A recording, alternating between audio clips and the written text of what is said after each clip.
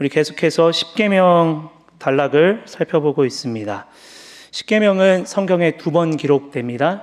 출애굽기 20장 그리고 신명기 5장에 기록이 되는데, 여러분들 가지고 계시는 성경책 뒷부분에 있는 부분은 출애굽기 20장을 인용해서 기록하고 있습니다.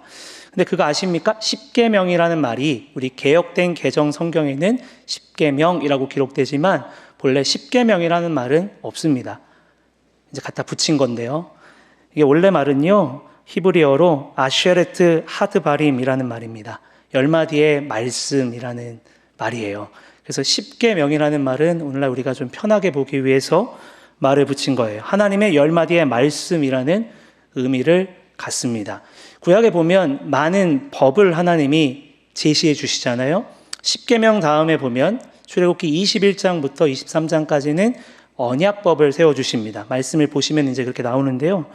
그리고 레위기로 가면 17장부터 26장까지는 정결법, 제사법, 그리고 신명기로 넘어갔을 때 12장부터 26장까지는 신명기 법을 쭉 나열하는 것을 보게 되죠.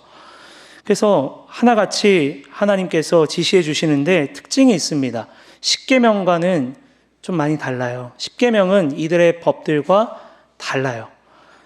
보통은 하나님께서 모세를 중재자로 세우시고 하나님 백성들에게 하나씩 그 법을 알려주시는데, 우리가 십계명 다음으로 볼 언약법을 제시해 주기 전에 하나님께서 출애굽기 20장 22절에 이렇게 말씀합니다.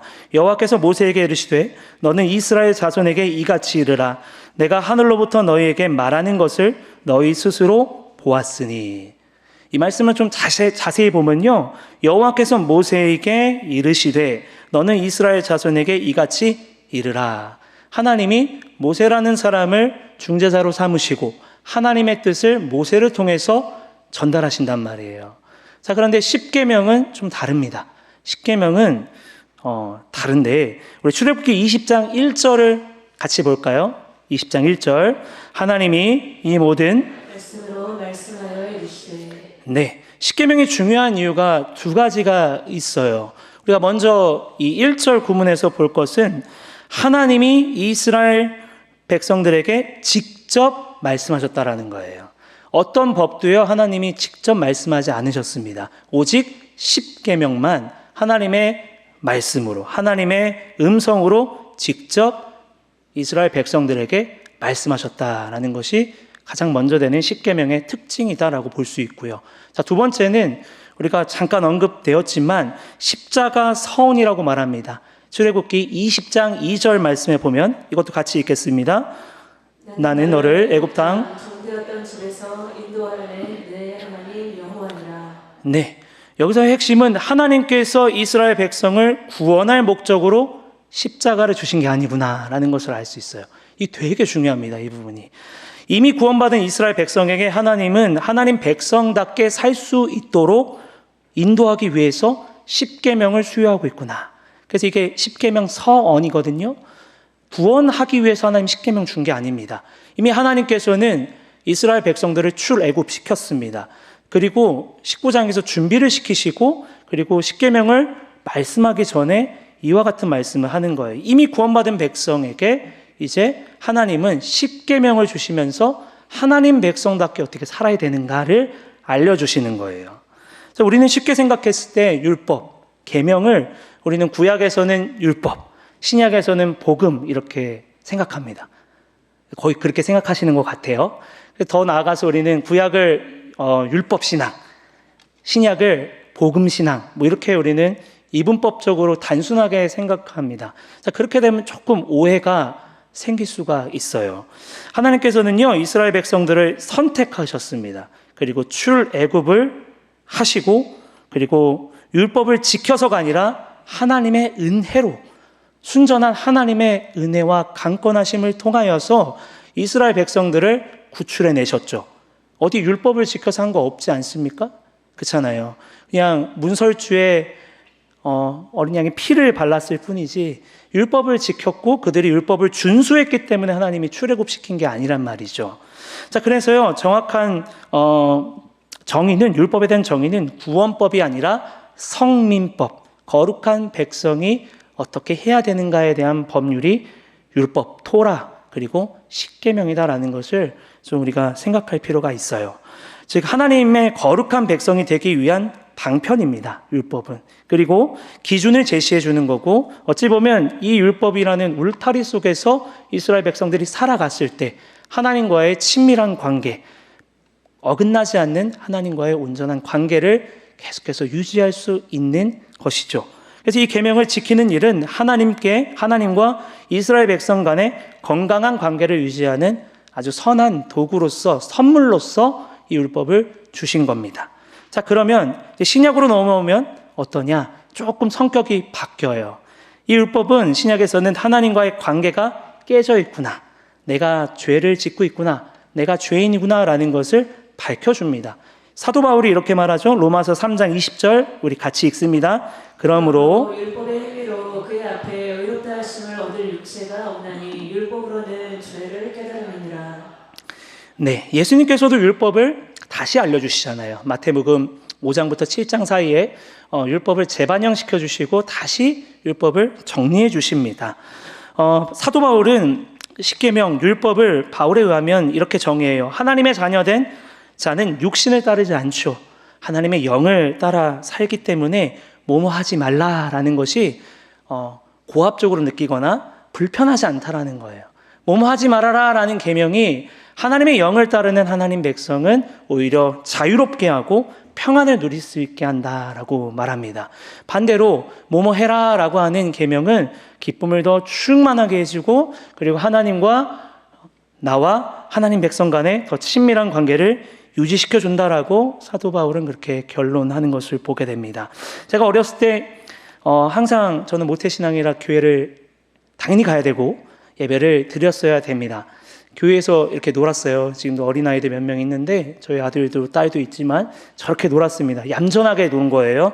저는 막 이렇게 막 배회하고, 잠옷실이 어딨어요. 옛날에는 그렇잖아요. 맨날 혼나고 권사님들 막 잡으러 다니고 재밌어서 막 그렇게 놀았던 기억이 있습니다. 근데 나중에 하나님을 인격적으로 만나고 하나님의 사랑을 경험하고 나서는 참 희한한 마음이 들더라고요. 예전에 엄마 따라서 갔을 때는 그냥 예배 안 가고 싶을 때도 솔직히 있습니다. 그냥 오락실 가고 싶고 집에서 좀 더 자고 싶고 이런 마음이 생기곤 했는데, 안 가면 괜히 뭔가 기분 좋고 이랬다면 하나님을 살아계심을 경험하고 회심을 경험하고 하나님의 사랑을 경험하니까 그때부터 은혜가 충만하다기보다, 나중에 되면은 유통기한이 짧잖아요. 그죠? 우리 청소년들 보면 되게 짧아요. 지금이 가장 힘들 때인데 수련회 앞두고. 그런데도 그 마음이 있는 거예요. 예배 안 드리면 찝찝해요. 마음이 뭔가 불안하고 뭔가 불편한 마음이 있어요. 억지로라도 내가 하나님 앞에 예배 드리면 그 마음이 편안하다. 뭐 정확한 비유일지 모르겠지만 하나님의 영에 이끌려 간다면, 하나님의 사람이라면 마땅히 하나님의 계명을 지켰을 때 그 마음이 자유함이 있고 그 마음에 평안이 있다라는 말에 어떻게 보면 저에게 조금 적용되고 생각해 봤을 때 그럴 수 있겠다라는 생각을 해봅니다. 자, 오늘 우리는 3계명을 좀 자세히 좀 살펴볼 텐데요. 3계명은 우리가 사랑할 대상, 그 사랑할 대상에 대해서 어떤 자세로 우리가 사랑해야 되는가에 대해서 한마디로 그렇게 가르쳐주고 있습니다. 자, 3계명을 문자 그대로 보면요, 하나님 앞에 말을 잘해야겠다라고 생각할 수 있게 쓰여져 있는데, 사실 우리가 웨스터민스터 신앙 고백서뿐만이 아니라 이 본문을 주의하다 보면 그 정도의 수준으로 우리가 이것을 십계명을 취급하는 것이 아닙니다. 특별히 3계명은요, 우리의 삶의 문제에 대해서까지 마땅히 우리가 하나님을 영광되게 고백해야 되는데, 그 입으로만 고백하는 게 아니라 우리의 삶의 자세에서부터 하나님을 망령되이 일컫게 한다, 그럴 수 있다라는 겁니다. 우리가 신앙을 고백하는 것만큼 우리의 삶도 중요하다고 웨스터민스터 신앙 고백서는 자세하게 우리에게 그렇게 말해주고 있는 것을 보게 됩니다.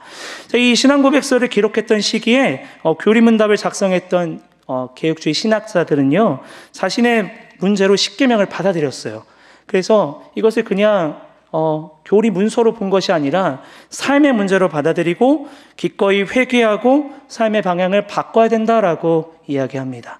그들이 그렇게 여겼습니다. 핵심은 하나님을 사랑하는 마음과 그리고 상하는 마음과 그리고 자세, 이것이 중요한데 마음 따로 자세 따로 갈 수 없다는 거예요.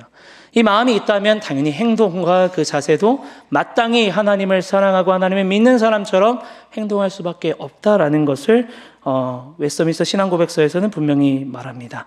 자, 우리 방금 읽은 본문 그대로 적용됐는데 우리 53문을 먼저 또 읽고 계속해서 좀 풀어보도록 하겠습니다. 제가 먼저 질문하면 여러분 답해 주시기 바랍니다.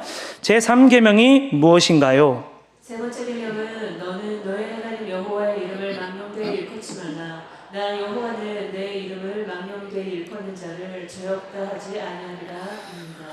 네, 3계명에 눈에 띄는 단어가 몇 개가 보입니다. 특별히 먼저 볼 것은 망령되이라는 말입니다. 이것을 그냥 우리 국어사전을 펼쳐서 해석을 하면요, 이 망령된다라는 말은 언행이 이치에 맞지 않고 허황되거나 주책 없음이라는 의미고요. 혹은 늙거나 정신이 흐려져서 언행이 정상이 아닌 상태라고 합니다. 검색을 하니까 이렇게 나오더라고요. 뭐 이것을 그냥 우리가 적용해 본다면 아무 생각 없이 하나님의 이름을 함부로 입에 올리지 말라라는 의미로 우리가 3계명을 적용해 볼 수 있겠습니다. 자, 히브리 말로는요, 이 망령되이라는 말은 샤우라는 말입니다. 거짓으로 헛되이라는 의미를 갖고 있습니다. 자, 그래서 그냥 적용하면 하나님의 이름을 망령되이 여기는 것은 뭐냐면 거짓되이 하나님의 이름을 고백하고 그리고 헛되이 그냥 고백하는 것을 말해서 망령되이 고백하는 거다, 말하는 거다, 하나님을 부르는 거다라고 그렇게 적용해 볼 수 있습니다. 여러분 지금도 이름은 되게 중요하잖아요. 여러분 다 각자 이름이 있으시죠? 저에게도 이름이 있는데 다 이름에 의미를 부여합니다. 이렇게 살았으면 좋겠다, 혹은 그 의미에 각 사람마다 뜻이 있고 의미가 있죠.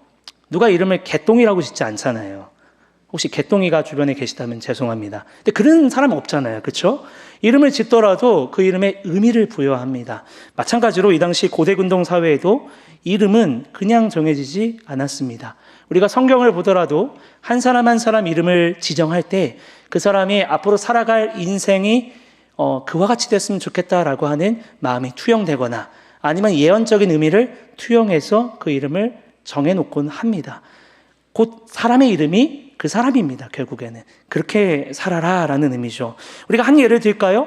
엘리야라는 선지자가 있죠. 이 엘리야 선지자 이름 뜻이 뭡니까? 하나하나 보면요, 이 엘리야 할 때 엘은 하나님의 이름, 엘로힘, 엘이라는 말을 썼고, 리는 나의라는 뜻이고요.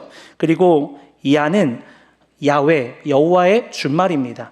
그래서 엘리야라는 이름은 나의 하나님은 여호와이십니다라는 의미죠.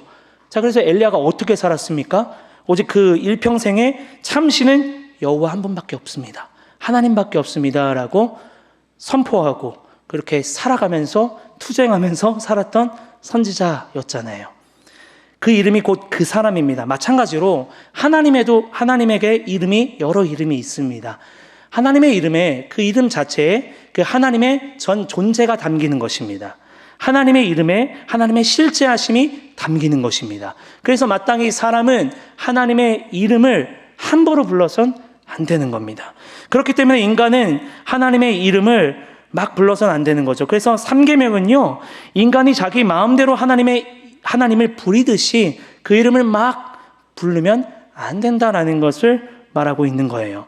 하나님께서는 모세를 통해서 하나님의 이름을 가르쳐 주십니다. 아브람도 아니고 이삭도 아니고 야곱도 아니고 요셉도 아니고 모세에게 말씀하세요. 출애굽기 3장에 이렇게 말씀하세요. 나는 스스로 있는 자다라고 말씀하죠. 그리고 출애굽기 6장에 이렇게 말씀하세요. 출애굽기 6장 2절에 하나님이 모세에게 말씀하여 이르시되 나는 여호와이니라. 나는 여호와야 라고 모세에게 하나님의 이름을 가르쳐 주심을 보게 됩니다. 하나님께서는 모세를 통해서 하나님의 이름을 알려주시는데 웨스트민스터 신앙고백을 해설하는 이 학자들은 이것은 하나님이 직접 그 이름을 알려주심은 인간으로 하여금 마땅히 하나님을 찬양해야 되기 때문에 그렇게 한 거다라고 해석하고 있습니다. 자, 그래서 절대로 하나님의 이름은 우리의 수단이 될 수가 없는 겁니다. 우리의 경배의 대상, 예배의 대상, 영광의 대상이 될 뿐이지 우리의 수단이 절대로 될 수가 없는 거죠. 오래전 유대인들은요, 이 3계명을 철저히 지켰습니다. 그래서 성경을 읽다가 하나님의 이름이 나오고는 직접적으로 말할 수가 없는 거예요. 이 3계명을 기억하고 철저히 지켰기 때문에. 그래서 간접적으로 하나님의 이름을 돌리죠. 아도나이라고 말할 때도 있고, 하늘에 계신 분, 그 이름, 그분이라는 의미로 간접적으로 하나님의 이름을 성경 구절을 읽을 때마다, 토라를 읽을 때마다 하나님의 이름이 나올 때는 꼭 그런 식으로 돌려서 읽었습니다. 여러분, 우리가 여호와라고 지금 여기에 기록되어 있는데 이 말이 원래 여호와라는 말이 진짜 말이었을까요? 여호와라는 말이요, 되게 재밌어요.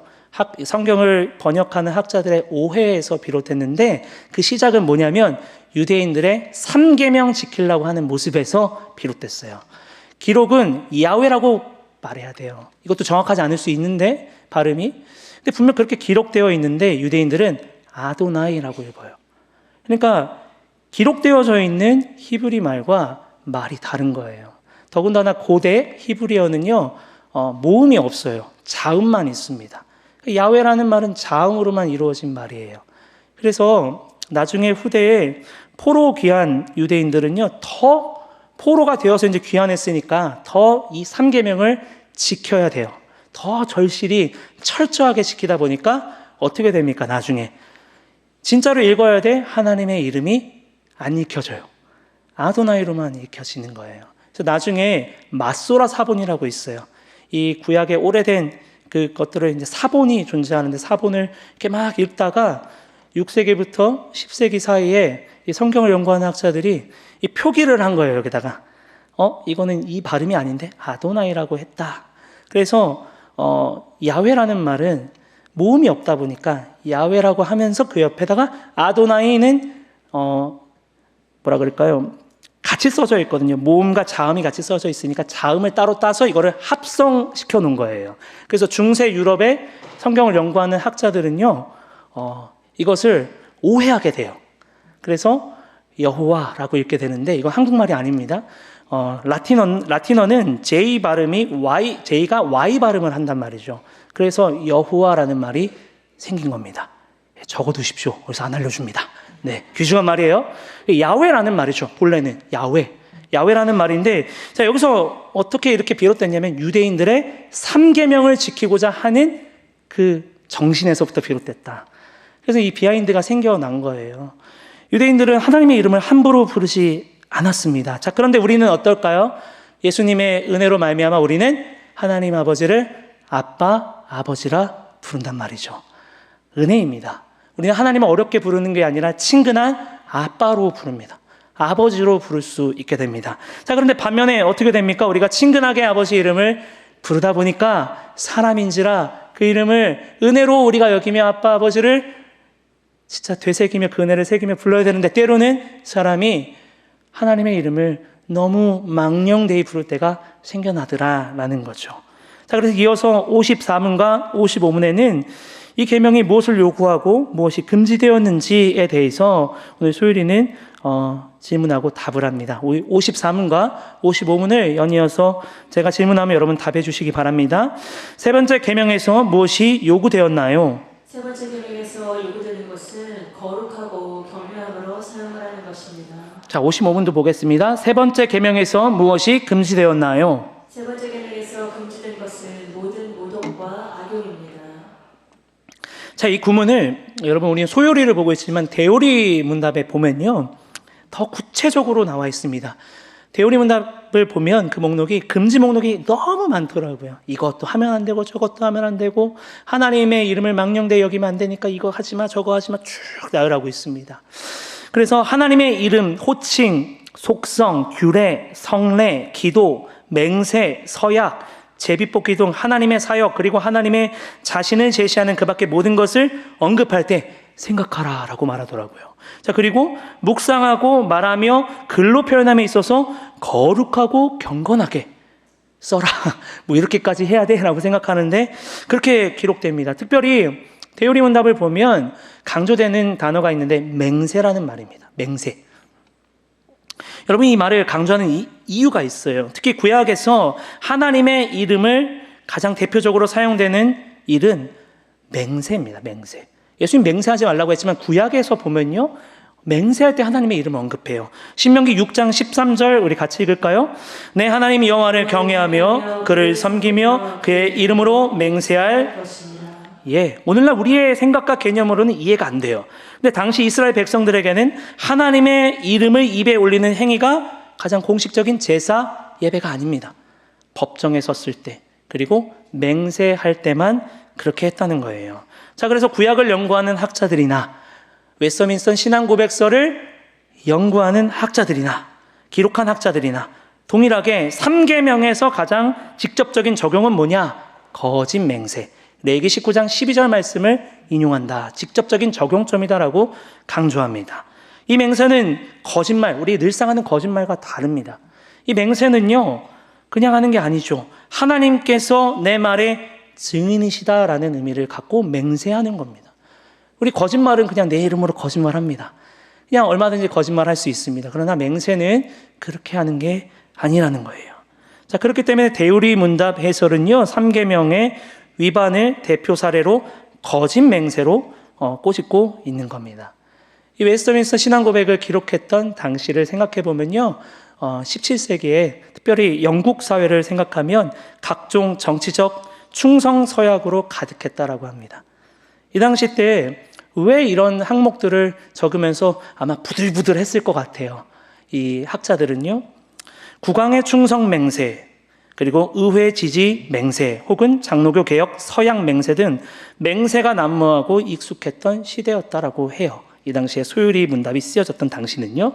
특히 문제가 되었던 것은 성직자들이 상당수가 왕이 강하면 왕에게 가서 맹세, 혹은 의회가 강하면 의회 앞에 가서 맹세, 아니면 주교 앞에 가서 맹세, 이렇게 했다는 거예요. 자, 그래서 이 상황을 보는 청교도들은 너무 분노합니다. 이럴 수 없다. 맹세라는 것이 그냥 하는 게 아닌데 어떻게 하나님의 이름을 망령되이 여기냐. 이 맹세, 이렇게 무분별하게 맹세하는 것 자체가 하나님의 이름을 망령되이 부르는 거다라고, 제3계명을 위반하는 거다라고 말합니다. 청교도이면서 목회자인 토마스 왓슨이라는 사람이 이렇게 말해요. 하나님의 이름을 입에 담는 것보다 하나님의 이름을 빌려 자기 목적을 이루는 것이 더 큰 죄다라고 말해요. 자, 그러면서 이렇게 말하는데요, 가장 위험한 사람은 무신론자가 아니라 경건을 가장하는 종교인이다라고 말합니다. 신이 없다라고 말하는 사람이 무섭지 않대요. 오히려 신앙을 가진 경건을 가장한 종교인이 무섭다라고 말하는 거예요. 우리가 역사적으로 보면 하나님의 이름을 빙자해서 사람의 욕심을 채우는 순간들이 참 많은데, 대표적인 사례로 보면 세계사적으로 봤을 때 십자군 운동을 들 수 있습니다. 분명 어떤 측면에서는 의로운 전쟁이야 라고 말하는 사람도 있겠지만, 분명 역사는 그 전쟁을 불의한 전쟁이라고 평가하잖아요. 하나님의 이름을 걸고 싸웁니다. 마치 자신들이 여호수아가 된 것처럼 하나님이 우리와 함께 하신다라는 구호 아래 명분도 있었죠. 예루살렘을 되찾는다 라는 명분에 너무 많은 피를 보지 않았습니까? 자, 그래서 대표적으로 꼽는다면 하나님의 이름을 망령되이 여긴 일이라면 십자군 전쟁을 들 수 있겠죠. 하나님의 이름을 부르는 자들은요, 하나님의 이름에 합당한 삶을 살아야 된다라는 거예요. 3계명은 단순히 말뿐만이 아니라 우리의 삶에서도 적용돼야 된다라는 것을 말해줍니다. 디도서 1장 16절에 그들이 하나님을 시인하나 행위로는 부인하니 가증한 자요, 복종하지 아니한 자요, 모든 선한 일을 버리는 자니라 라고 말씀하죠.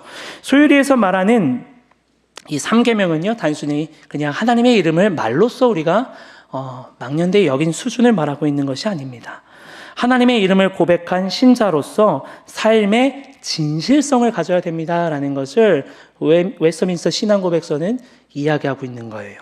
자, 쉽게 말하면 입술로만 존중하는 것이 아니라 하나님의 이름을 부르는 사람의 삶의 전체가 그 이름에 합당한 삶을 살아야 된다라는 거죠. 여러분, 근데 쉽지 않잖아요. 그래서 3계명을 끄집어서 우리는 봐야 된다라는 거예요. 왜냐하면 계명은, 율법은, 십계명은 우리의 울타리가 되어줍니다. 우리가 무엇을 추구해야 되고 우리가 무엇을 기준 삼아야 되는지 율법은 우리에게 그거를 알려줘요. 계명은 하나님의 선물입니다. 그렇기 때문에 신약에 와서 말씀드렸죠. 율법은 우리의 죄를 밝혀준다고. 무엇이 하나님의 기뻐하시는 일인지, 무엇이 하나님의 뜻인지, 무엇이 죄된 행동인지를 이 계명은 낱낱이 우리에게 알려주고 있는 겁니다. 자, 끝으로 56문을 같이 보도록 하겠습니다. 제가 먼저 질문하도록 하겠습니다. 세 번째 계명에 덧붙여진 이유는 무엇인가요? 세 번째 계명에 덧붙여진 이유는 비록 이 계명을 범하는 자가 사람에게는 형벌을 피할지라도 주 우리 하나님께서는 그들의 그의 의로운 심판을 피하도록 두지 않으신다는 것입니다. 자, 상계명은 겉으로 드러나지 않습니다. 여러분, 우리가 다음 주에 볼 안식일을 거룩히 지켜라 드러나잖아요. 누가 안식일을 거룩히 안 지키나 그것만 살펴보면 됩니다. 내 부모를 공경하라, 누가 공경하지 않냐 보면 돼요. 도둑질하지 마라, 남의 것을 탐하지 말라, 다 드러나지만 이 3계명은 드러나지 않습니다. 거짓 맹세, 형식적인 기도, 외식적인 예배, 하나님의 뜻이라고 이름하면서 자기 뜻을 구하고 있는 거, 이건 하나님이 다 보시는 거지 사람이 구별하기가 참 힘듭니다. 특별히 저와 같은 목사들 조심해야 되죠. 하나님의 말씀을 정직히 전해야 됩니다. 나부터 이 말씀을 살게 결단해야 됩니다. 그런데 여러분 아실 수 있습니까? 제 마음을 모르잖아요. 하나님만 아시는 거죠. 사람으로서는 그 모든 것을 판단하기가 어렵습니다. 목회자들이 잘해야 되는데 어떤 목회자는 자기의 이익을 위해서 말씀을 이용할 때도 있죠. 참 속상한 일이고 참 그럴 때 상처받는 분들 참 많습니다. 그러나 사람으로서는 그 모든 것을 판단할 길이 없다는 거예요. 자, 그래서 대요리 문답 114문에는 이렇게 말하는데, 이 계명을 범한 자들이 사람의 책망과 형벌을 피할 수 있어도 하나님의 의로운 심판은 피하지 못한다고 설명하고 있습니다. 출애굽기 20장 7절 끝 무렵에 보면 죄 없다 하지 않는다 하나님이 이 문구를 기록하고 있는데, 자, 이것은 너나 할 것 없이 학자들은 그렇게 말해요. 하나님이 강조하고 있다라는 거예요. 무엇을 강조하나요? 자, 이 원뜻은요, 에나케라는 말입니다. 원래 깨끗하게 하다, 그리고 무죄하다, 벌하지 않다라는 말인데, 이 에나케라는 말 앞에 히브리어 로라는 부정어가 붙습니다. 로 에나케, 깨끗하지 않다, 결코 무죄하지 않다, 결코 벌하지 않을 것이 아니라 벌할 거다라는 말로 하나님이 말씀하는 거예요. 사람의 눈에 보이지 않아도 하나님은 다 보고 계신다라는 거예요. 그리고 책임을 묻겠으며, 그리고 이 말을 강조하는 의미는 이게 그만큼 중요하다라는 것을 하나님께서 말씀하고 있다라는 겁니다. 우리가 삶에서조차 하나님의 이름을 고백하는 우리가 참 신중히 해야 된다, 우리가 거짓되면 안 된다라는 것을 말해주고 있습니다. 자, 예수님께서 항상 자비로우실 때만 있었던 게 아니잖아요. 예수님께서 막 화내실 때가 있습니다. 그리고 막 책망하실 때가 있습니다. 외식하는 바리새인들과 서기관들을 보시며 책망하시죠. 왜 그렇습니까? 그들의 겉모습과 속의 모습이 너무나도 달랐기 때문에 예수님은 막 책망하시잖아요. 특별히 마태복음 23장에 보면 이 화 있을 진저를 막 내뿜습니다. 성경을 보면 계속 화 있을 진저. 마태복음 23장 25, 26절 우리 같이 읽겠습니다. 화 있을 진저 외식하는 서기관들과 바리새인들이여, 잔과 대접의 겉은 깨끗이 하되 그 안에 있는 탐욕과 방탕으로 가득하게 되었도다. 눈먼 바리새인이여, 너는 먼저 안을 깨끗이 하라. 그리하면 겉도 깨끗하리라. 잔과 대접만 깨끗이 할 게 아니라 너희 속에 탐욕과 방탕은 어떻게 할 거냐라고 말씀합니다. 겉과 속이 다르다라는 거죠. 사람은 겉을 보고 판단합니다. 그런데 하나님은, 우리 예수님은 그 마음을 들여다보고 계시는구나라는 것을 말씀하고 있는 겁니다. 마음을 보십니다. 자, 오늘 우리가 함께 본 3계명은요, 하나님의 이름을 고백하는 말뿐이 아니라 우리들의 삶의 모습의 정직성이 중요하다라고 강하게 권면하고 있습니다. 우리가 말만 하나님만 신실하다라고 고백할 것이 아니라 말한 만큼 우리도 삶의 자리에서 하나님의 이름에 망령되이 여기는 행동을 하지 않아야 된다. 우리가 말은 그렇게 하는데 밖에서 삶이 모습이 어그러져 있다면 그 또한 우리가 하나님의 이름을 망령되이 여기고 있는 것이다라는 거죠. 오늘날 우리는 예수 그리스도를 통해서 하나님 이름을 부를 때 참 친근한 이름으로 다가가고 부릅니다.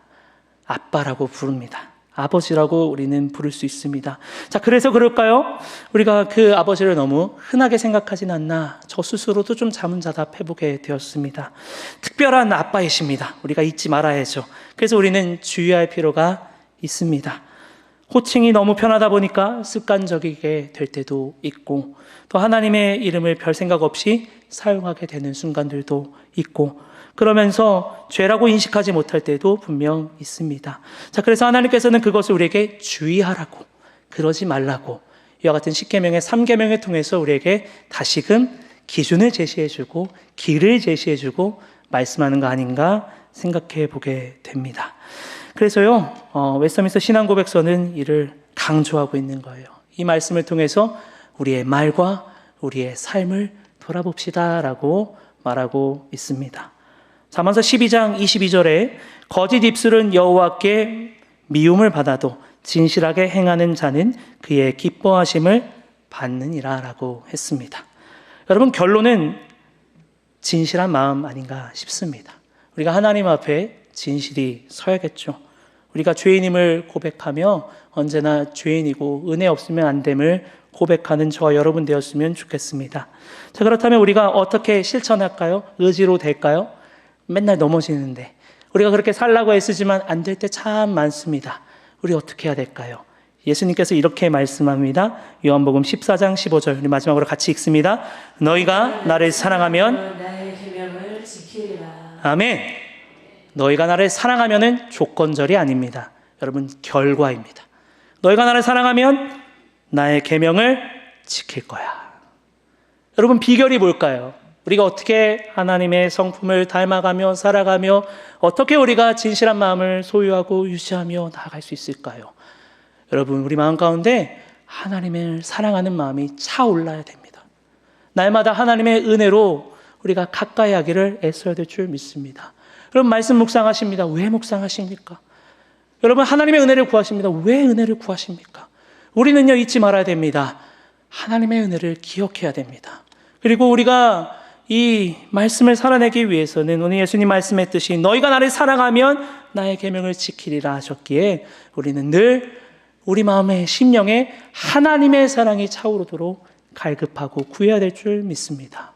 하나님을 사랑한다면, 더 사랑한다면, 더 깊이 사랑한다면 우리들의 삶 가운데, 우리들의 고백 가운데, 우리들의 걸음걸음 가운데 아름답게 향기나는 하나님께 영광되는 우리의 걸음 될 줄 믿습니다. 저와 여러분이 오늘을 살아가시면서 하나님을 더 사랑하시고 더 그 은혜 안에 머물기로 소망하시며 어느 곳에 있든지 어떤 말을 하든지 어느 곳에 어떤 처지에 있든지 그리스도의 영광에 살아가시는 저와 여러분 되기를 주님의 이름으로 간절히 축원드립니다. 오늘 말씀 생각하면서 함께 이 찬양이 생각나더라고요. 항상 진실케 내 마음 바꾸사 하나님 닮게 하여 주옵소서. 우리 시간 함께 우리 마음을 다해서 같이 고백하길 원합니다.